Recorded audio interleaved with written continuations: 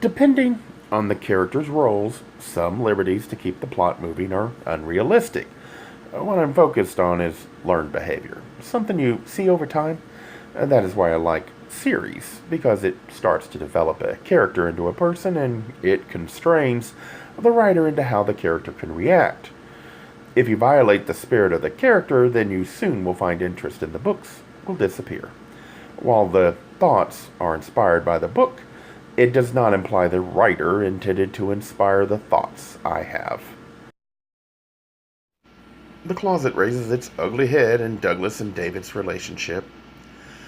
Both only came out after their time in the army. Dave to his father. Douglas never came home. Family didn't need to know, but in Europe they just knew him as he was. Dave seemed so well put together emotionally in the first book and this one, while Doug and Fox did have problems and fade out. Who knows how much blame goes to each one of them. David often put out this feeling of control, stability. You can do that for a while. Eventually, you must drop the mask. In a relationship, that person will see it, but think they can compensate, as we did going in the closet, thinking we just needed to control ourselves more. I know I did this so well. Until I started dating, I still have difficulty not raising the false face, the mask to convince all you're in control. Maybe you did in your family, friends, and co-workers as well before leaving the closet. We never develop skills emotionally. We are still a child. Learned behavior, the secrets, the fear forces us to keep. Being out, we just assume it's done. Behavior becomes a habit, and it takes deliberate action to identify what doesn't work. Both partners learn different coping behavior. We are all unique, have different experiences. Current events will dictate what works best for us. Now, those are causing misunderstandings. Assume so much when we start hiding parts of ourselves in the closet, but never talk because we learn to deal with problems quietly. Assume we can fix it. Get angry the other doesn't see the pain. They are not mind readers, and you are not one either. Yet David and Doug never talked. They didn't ask the other. They never let the other know they were hurt. Just suffered and brooded. Not once did they catch the behavior. It was just second nature by then. I think this is a problem for most of us. We learn to keep our emotions under tight control from fear, but we hurt ourselves by hiding everything about us.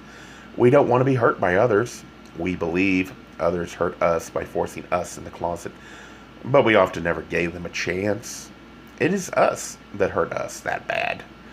Maybe for good reason. Oftentimes it probably is. But in the end result, you have no real idea how they would have behaved if you gave them a chance. We have no idea what might out us, what might reveal us. Our behavior or likes, dislikes, our emotions, actions. You are hiding who you are, the foundations of your soul. So we learned ways to survive in the closet. Coming out of the closet, we never bothered to dismantle the closet. The behavior we learned to survive in the closet is now causing a successful relationship to become impossible. We talk about how hard it is to have a relationship with someone so afraid of being outed. But that is the extreme version. Can you be sure you have completely dismantled the closet in your own life? Human behavior is to ignore how we might be causing our own problems. We are told often we should not blame the victim. Yet, the only person you can change or control is you. It's only self-pity or self-hate if you learn nothing of all your introspection. While the thoughts are inspired by the book, it does not imply the writer intended to inspire the thoughts I have. The attempt is to start a discussion and get people to think about human behavior from the perspective of the closet. How this might lead to problems that make friends or partners or even business relationships difficult. I can understand why some would dismiss this effort. I find reminders in how the characters behave with memories of my own experiences and then explore that aspect. It's meant to start people to think. It is not meant to imply I am right. If you do not share the ideals with others, then how will you know if you're right?